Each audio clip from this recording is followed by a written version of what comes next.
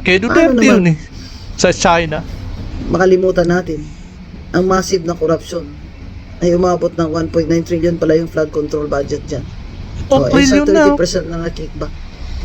Sa 100 Ang laki. Umabot na may kita, kulang-kulang 2 trillion. Ang laki na nun. Diba? Grabe pala. Kaya lagapak at bagsak ang bansa natin ngayon. billion nga eh. Naka 25 billion si BBM according to Saldico. Kaya, Oo, huwag diba? natin bitawan yung massive corruption na issue na siyang nagpapahirap sa buhay natin mga Pilipino. Hindi lang 25 billion. Hindi. Talagang ano eh. Buhayang buhaya, di ba? Sa malamang at sa malamang.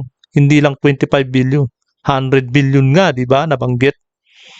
Mahigit pa siguro. Kung baka mahigit pa 200 billion ang nakurakot. Ngayon. At siyang nagpapahirap at nasisira sa ekonomiya ng Pilipinas. Wala na pong foreign direct investments. 40.5% ang Grabe. drop. Dahil po wala na pong magtitiwalang maglagay ng kapital sa Pilipinas. At Ayan ang masamang ang balita masama pa, para sa yung atin. may mga kapital sa Pilipinas na mga Pilipino ay sa labas na rin nag-invest ng kanilang pera dahil walang-wala na negosyo dito. Walang-wala na. BBM is a failure. Kaya tawag sa atin sa kanya, lame duck na presidente. Presidente na lang Grabe. siya sa pangalan pero wala na pong susunod Wala sa na, kanya. oh.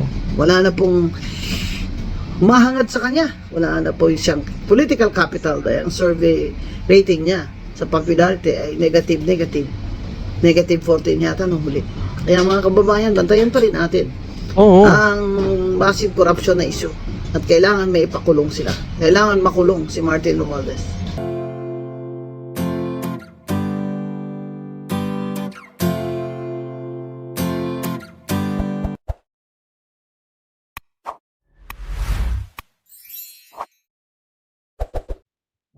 Ayan po mga kababayan at mga kapatspress.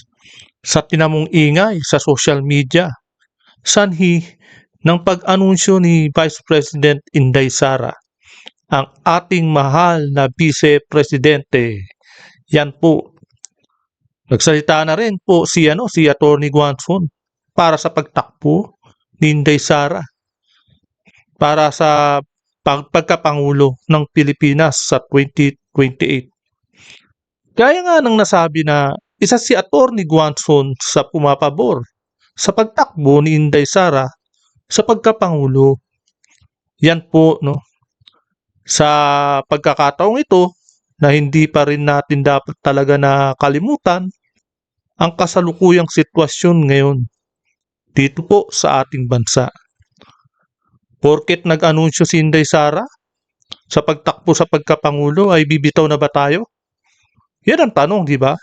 Sa mga issue na kinakaharap ng administrasyong ito. Sa mga kaliwat kanang pangungurakot sa trilyong halaga. Peso po trilyong peso na halaga ng magnanakaw nila.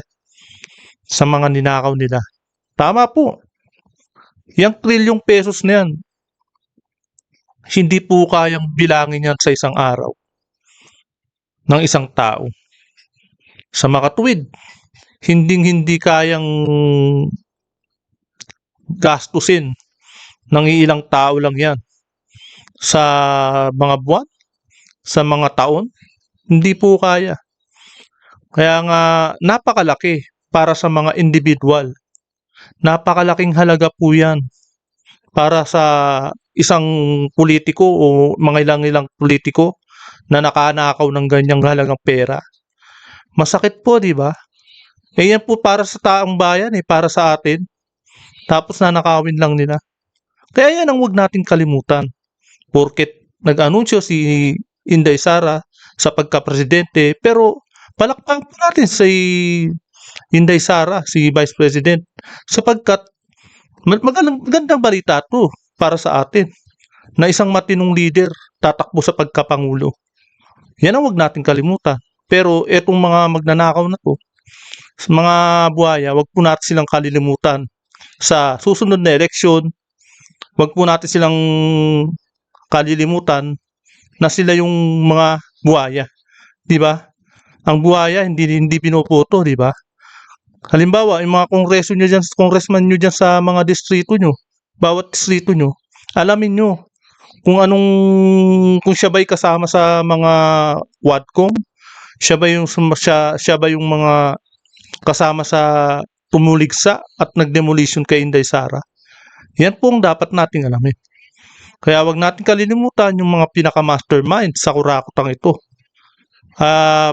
Ito po yung mastermind na sinasabi natin, pakuya-kuya-kuy na lang. At panay gawa ng scripted, di ba? At inuutos at panay utos kina Tuta Soto at Ping Lacson kung paano mag-divert sa mga usaping issue. Yan po ang tandaan natin. Huwag tayong bibitaw. Dahil may tuloy-tuloy ang scripted ng mga mastermind na yan. At yung mga usaping demolition, sapagkat nag-uumpisa na laban kay Vice President Inday Sara. Totoo, biglang nagkaroon ng hearing kahapon sa Senado tungkol sa dynasty law na inaamyendahan na nila. Ito ay laban sa mga kay Inday Sara, malamang sa malamang. Nangunguna pa si Risa Hontiveros at Kiko Pangilinan. Sapagkat itong mga ito, na dalawang ito, ay tunay na mga kaaway ng taong bayan. Dahil may pagka-traidor. Alam niyo kung bakit? Paano ko nasabi? Simple lang. Hindi sila maingay sa trilyong pesos na kinurakot galing sa kaban ng bayan. Sa kaban ng taong bayan. Kaya ito po, no, hanggang dito po sa ang issue na to. Kaya welcome po muna sa aking channel at muling nagbabalik ang inyong lingkod, Pads Press TV. Kaya po umpisa na po natin ang video ito. Siya bilang presidente. Kaya itong impeachment sa House of Reps, pagdadalawang isip na yan, yung mga congressman dyan. Alam mo naman mga congressman, sarili-sarili interest lang yan. Tumikit lang yan Kaya sila nga, kay diba? Martin Luther King Romanos. Yung impeachment, may mga boto yan eh. May mga number na yan. Pero malay natin, yung number nila nababawasan na. Dahil siyempre, doon sila magkakapaldo. Di ba? Malamang. Wala na. At kung totohanan ito, ni Secretary Dizon, na wala nang allocables ngayon, yung mga district na pondo nyo ay LGU na. At ang magpapatayo niyan. Kaya, yan yung sabi ni Isko Moreno, na dapat ay nang tahawak yung LGU na kung sakaling balikan at may bulilyasong nangyari, iisa lang ang babalikan, LGU lang, at wala nang turuan. Kasi sila sa Kongreso, marami sila eh. Kaya takipan sila, di ba? Takipan at turuan. Kaya hindi mahuli-huli. Kaya dapat, tama lang, na LGU na, kagaya ni Isko Moreno ang umawak ng pondo. kung hindi magkaibigan, magkaalyado ang congressman sa mayor, wala silang kickbackers dyan. Kaya, sinabi nga tatanong sila, sino po ang ngayon, nagde-declare? Di si Risa Hontiveros, ang gustong kumalaban kay BP May ambisyon talaga. Sabi niya, kung makaka-unity daw siya. Hindi ko alam kung unity niya kasama sa BBM gang, o unity niya doon sa mga Liberal Party, at Pero sabi niya, oposisyon daw siya eh. Oposisyon, humihiwalay na siya sa administrasyong kinampihan niya. Ibig sabihin, ganun. Hindi siya tunay na oposisyon dahil hindi siya kumukontra sa mga ginagawang kabalbalan ng administrasyon. alam mo naman, akbayan si Risa Hontiveros, di ba? Sosyalista. Pero, Socialist, isang Oportunista pa. na lang na, Grabe. pinto, komunist na sila. Pareha lang naman na sila. At ang kanilang Pare-pares, hari-hari dyan ay si Lamas. Kaya sa ngayon, Risa Hontiveros versus BP Sara, wala pa pong BBM gang candidate na malamang ay baka si John B. Cribulia. Pero hindi rin siya sure. hindi rin naman mananalo Pero yan. according to, ayon kay Senate President Franklin Drilon ng Liberal Party, ay lamang talaga si VP Sara sa ngayon. So kailangan daw, kung gusto nilang matalo si VP Sara, ay kailangan magkaisa sila, mag-unite sila, mag-coalition sila.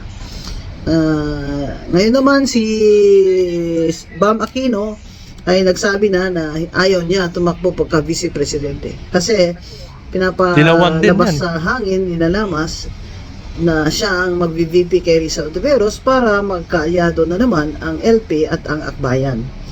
Wow. Siyempre, sa LP, ang pinakamalakas pa rin kandidato ay si VP Lenny, Mayor Lenny na natin Malamang ngayon. si BP Pero Lin. we can see naman na talagang parang wala nang gana si Ma'am Lenny dyan. Kasi alam mo naman, yung Naga, yan talaga ang kanilang home. Focus niya ang Managa. Kaya pinapaganda niya yung Naga eh. Diba? Si BP Lenny, nawala na ng gana dahil sa mga, lalo na kumbaga eh, kung sakaling siya bang maging presidente, lahat ng basurang iniwan ni Marcos Jr. ay lilinisin niya. Biro mo, napakalaking basura ang iniwan ng administrasyong ito. Tapos ikaw ang lilinis. Baka magkasakit at biglang si Madam Lenny biglang tumanda ng gusto. 'Di ba? Kaya, alagay ko magti-3 terms siya din. Kaya wala nang gana. So, for now, abangan natin ang impeachment. Pero pang distract lang yung impeachment na yan eh. Sa anti-corruption Wala natin na mga issues eh. Diba? Wala na. Kasi habang may impeachment, hindi pinag-uusapan yung corruption. Eh, gusto natin makulong si Martin Romualdez. Pero kung makalusot sa impeachment panay sa Senado naman, anong mangyayari? Ibabasura lang yan. Marami nang hindi control ng ng House of Representative, lalo na yung leader ng Kamara. Hindi niya na kontrolado ang Senado. Maraming number diyan. Laban sa impeachment ni Inday Sara. Si BBM, puro siya dada, puro band-aid. Ang solusyon niya, puro siya inaugurate ng bridge na hindi naman pala kanyang project yun. Kanya, At mga water purifier sa barangay. Ano ba? Kay Duterte naman yun sa China. makalimutan natin ang massive na corruption ay umabot ng 1.9 trillion pala yung flood control budget dyan. So, Trillion na. 30% na nga kickback. So, Ang laki. Umabot na may kulang-kulang 2 trillion. Ang laki na nun. Diba? Grabe pala. Kaya lagapak at bagsak ang bansa natin ngayon. 100 billion nga eh. Naka 25 billion si BBM according to Saldico. Kaya, huwag diba? natin bitawan yung massive corruption na issue na siyang nagpapahirap sa buhay natin mga Pilipino. Hindi lang 25 billion. Hindi. Talagang buhayang buhaya, di ba? Sa malamang at sa malamang, hindi lang 25 billion. 100 billion nga, di ba? Nabanggit. Mahigit pa siguro. Kung baka mahigit pa 200 billion ang nakurakot. Pilipino ngayon. At siyang nagpapahirap at nasisira sa ekonomiya ng Pilipinas. Wala na pong foreign direct investments. 40.5% ang drop. Dahil po wala na pong magtitiwalang maglagay ng kapital sa Pilipinas. At Ayan ang masamang balita para sa yung may mga kapital sa Pilipinas ng mga Pilipino ay sa labas na rin nag-invest ng kanilang pera dahil walang-wala na negosyo dito. Walang-wala na. BBM is a failure. Kaya tawag sa atin sa kanya, lame duck na presidente.